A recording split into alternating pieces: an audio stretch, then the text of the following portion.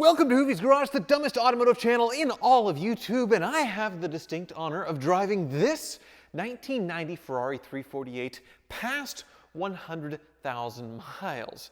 And this thing made it to 100,000 miles not because it was a particularly good, well-made car, and I thankfully didn't have to go through any of the abuse this car subjected to its owners to make it to this number. But it made it. And even though the last 6 months with this Ferrari 348 have been pretty blessed with me, it's been an amazing experience, and this car has been really reliable. I'm here to tell you, you should never, ever buy a cheap Ferrari 348. And understanding this Ferrari story is enough to get me to sell my other Ferrari to pass that problem on to somebody else. So if you're wondering why you shouldn't buy a cheap Ferrari, well, I have about 80,000 reasons right here. So just for a bit of background, if you were a really high roller in 1990, you would have considered this Ferrari 348 fresh into the US market, and it would have cost you a little over $100,000. Over $100,000 to get you a beautifully styled car that only had 296 horsepower. The performance really wasn't that great. 296 horsepower, and the 0 to 60 was barely under 6 seconds. Not very good. It does handle really nice, and like I said, it's a great looking mid-engine exotic car, but you bought this over $100,000 knowing full well that every 3 years Ferrari recommended that you drop the engine out for a belt service. And when you did that, along with the annual services, it was hard to do that service for under $5,000. You paid $100,000 for a car. Every year you're spending about $1,000 on service, and every 3 years, recommended by Ferrari, about $5,000 to drop the engine out and do the belt service. So in less than a decade, you would have a lot of depreciation, but also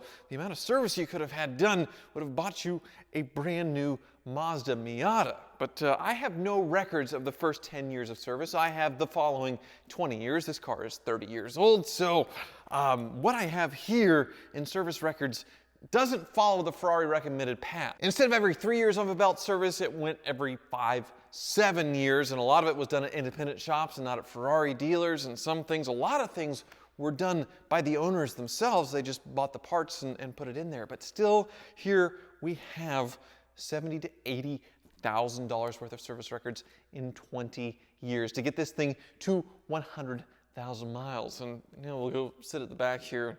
We'll go over the highlights. So it is safe to say, based on this Ferrari's life and what I've seen with other Ferrari owners on Ferrari forums, that 3-year interval for the belt service was a crock. This thing really didn't need it. Honestly, you could go 5-7 years, depending on how you drive the car, in between belt services, obviously, because this one never had a belt snap on it. And these belts are made out of the same material as tires, basically, and you don't replace tires every 3 to 5 years in a car you don't drive very much, even though if a tire were to explode, it could kill you when you lose control of the vehicle. The only thing you risk losing with a timing belt is, well, a very expensive engine. But the engine in this car is completely original. It's never been rebuilt. It's never been taken apart, other than the valve covers and the belt service and a few other little repairs. It's all original in there. The transmission, though, well, the transmission is not. And that's what I was a little surprised to see. So I have 3 invoices here for 3 transmissions repairs. 2 of them actually rebuilds. The first one was in 1999 at only 35,000 miles, and included in this was a major service, so the belt service, the engine had to come out to get the transmission out anyway, and the total for this engine out with the transmission rebuild was $8,500. $8,500 at only 35,000 miles. So then we had to check in here again for another issue with the transmission. This time we are in August of 2002, so only 3 years later. The odometer reading is 48,000 miles, and it's lost reverse. So more parts into this transmission to fix reverse. At this time it was only $3,000 to fix it. So flash forward another 3 years. We have 99, we have 2002, and now we have April 19th, 2005. Customers state there is a noise from the driveline. That driveline noise was the transmission. Once again, another complete rebuild, and this one was a lot more expensive. Another major service with this car with the transmission rebuild, and the total on this one was $14,500. $475. That's at 82,000 miles. So it was another 30,000 miles between gearbox failures. So that gearbox right there is definitely made of glass. It makes me want to be really careful when I shift this thing.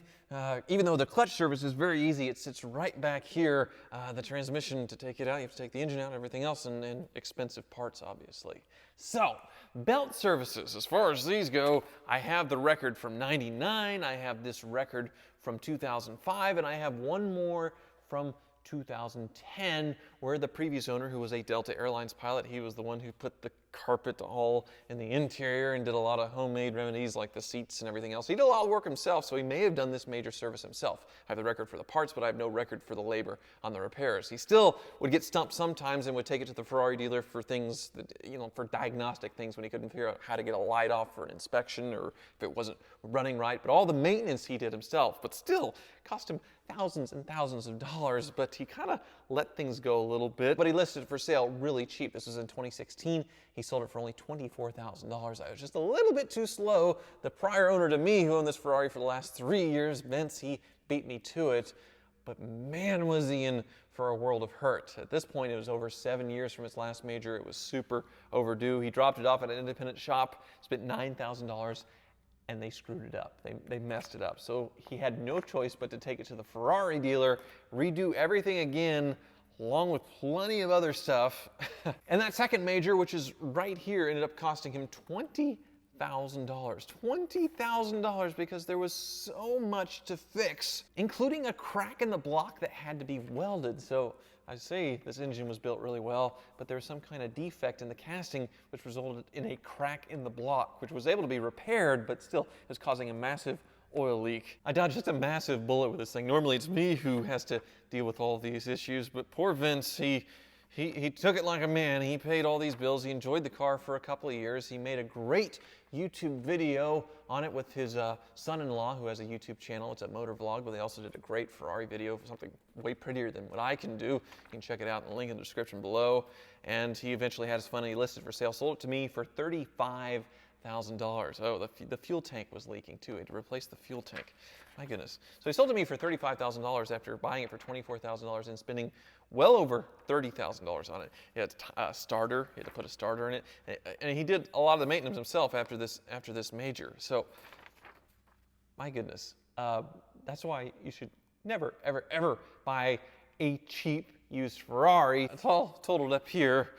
And that grand total before I bought it was $70,434 on maintenance and repairs over the last 20 years. And that's not following Ferrari's prescribed maintenance schedule and using solely the Ferrari dealer to do this. So if you use the Ferrari dealer and follow their maintenance schedule, you would have spent more than what the car costs new to maintain this thing over the last 20 years, over $100,000, which is absolutely insane. So I saw all this and I bought a Ferrari 360 for the show Car Trek. I hope you guys enjoyed that. And after seeing this and seeing the writing on the wall with all the deferred stuff that was needed to get done on the 360, I decided it's time to punt that one while I still could without losing an absolute fortune. So we'll take this Ferrari, which has been very reliable for me. All of my repairs have mostly been elective work. There are a few little things I took care of, and I put expensive exhaust on the seats and everything, but it's been very reliable. We'll take this one over to check on my now sold Ferrari.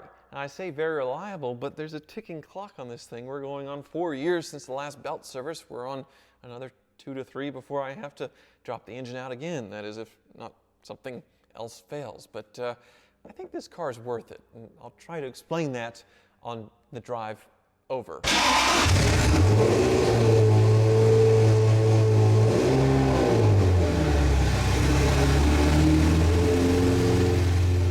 So why do I think all the heartburn that I know this car is going to give me, even though I've had a great 6 months, is worth it? Well, the first reason is this. That exhaust note. Oh, might be the greatest sounding car of all time, for sure. And it is a very vintage Ferrari experience. A gated manual with a shift rod. It's a very substantial feeling old school gearbox. The steering is not power assisted, it's manual, but unlike the Testarossa that I had before, it's not too heavy. It's just perfect. And all this only cost me $35,000, making it, well, the cheapest vintage Ferrari experience really that you can buy. Well, that's worth owning. You can get some old 308s for the same money, but they are so slow, like 200 horsepower, or a Mondial, which is ugly. But this is neither of those. It's just quick enough, and it's fun, and it's cheap. And if you go with a vintage Ferrari, much older than this, even some 308s, they're just so expensive that it doesn't make any sense. Also, when I drive this thing, I know that it won't depreciate anymore. I could put another 100,000 miles on it. This thing's still going to be worth $35,000 no matter what. So depreciation really isn't an issue here, but that's kind of the same with some newer Ferraris like the 360 that I had. It probably won't depreciate any more than it is right now. But the issue I have with that car has to do with the ease of maintenance. With the 348, the car wizard can work on it. Anybody that kind of knows vintage cars and is careful can do a lot of things on this and diagnose it and do a good job.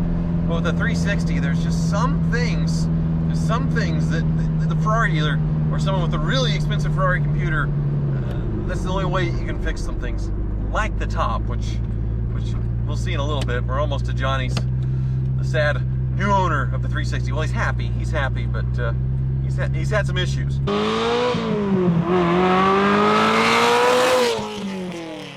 Oh, those seats. I don't care what any of you have to say about those seats. I love them. And there is my former Ferrari with its new owner, Johnny the Car Ninja. Congratulations, I guess. Thank you. How's it going? Oh, not too bad. How are you? Oh, pretty good. I see the Alpinas here is still in 1,000 pieces. It's going back together, actually. So, the reason I punted this Ferrari and I sold it to a very competent mechanic was because of the estimate that I got on Car Trek. Car Trek's the show that was on Tavares' channel with Ed Bullion from VinWiki and Tavares, obviously. And we took it to a Ferrari, not a dealer, but a guy who specializes in Ferraris, and his repair estimate was $10,000 on this thing to fix all the issues. And then while I was driving it, it developed more issues with the transmission. Sometimes it wouldn't go in reverse, and it was kind of, I had to push my Ferrari, like in front of the Ritz-Carlton, had to push it out of the way at the Milan Conqueror, which was kind of embarrassing. So you've bought it. I got out of it before I could get in a bunch of trouble and be like the previous owners of my 348, and so now it's your grenade to dive on. So let's go over what you've done. Well, while de-pimping it, removing the disco lights, I noticed the battery terminals, both of them, that were really loose, like hand tight. So after tightening those, never had any problem. So hold on a second. The electrical gremlins that I was having with the transmission and everything else, you think it's just because of loose battery terminals? Because never had any problem since then.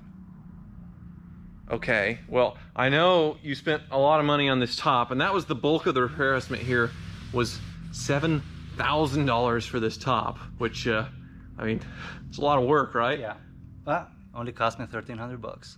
$1,300 for the material, obviously. Yeah. And how much in labor? How much time? I spent about like 8 hours, give and take. 8 hours. And so if you were charging $100 an hour for this, which you're less than that, but that's $800, so a little over $2,000. Yeah. Does the top work? It should.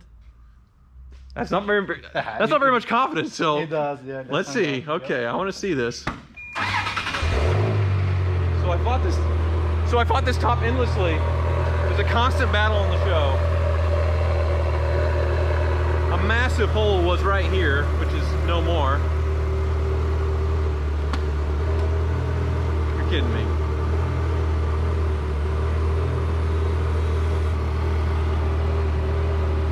He still needs a little help. Why did it close? It worked flawlessly. It's catching here. Well, so the first try didn't go over so well. So now I'm feeling a little bit better about myself. No, you're bad luck. He just said I'm bad luck, but it's not true. Ed said he had these as rentals when they were nearly new, and the tops are just so finicky. Yeah, we gotta tuck that in, and maybe.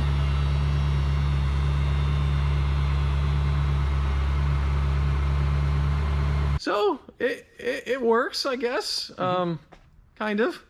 Well, needs to sit on the sun and stretch. I see. Okay, so he's saying it needs to stretch. I'm noticing something here. That A little boo-boo? yeah. I didn't do that. No, I did. What happened? Well, while installing a new one, I guess I stopped it on the wrong spot and heard a crack. Oh no. Ouch. Yeah. So it wasn't all sunshine and rainbows with this Ferrari then. No. But you're happy to, you're not regretting it yet, are you? No. It's easy fix. I'm kind of kicking myself now because this thing all polished up because Mike, he detailed it up. It is beautiful and definitely wasn't $10,000 to sort this thing out. No. And I thought the transmission was going to be a lot more, and it turned out to be battery terminals. Oh well. Well, that's why I call it the dumbest automotive channel in all of YouTube, because I go and try and prove a theory, a hypothesis that owning old Ferraris you never ever should, but really you can, I suppose, if you buy it right. In Johnny's instance, he's able to do a lot of the work himself. I thought this modern Ferrari would be difficult or impossible to work on, but turns out my issues were just due to loose battery terminals, and he was able to put the top on himself, mostly without any problems.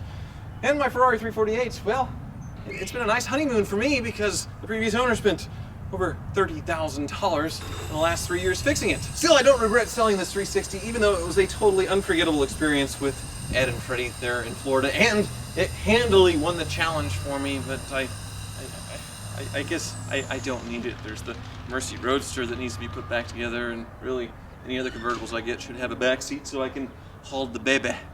Anyway, thank you for watching.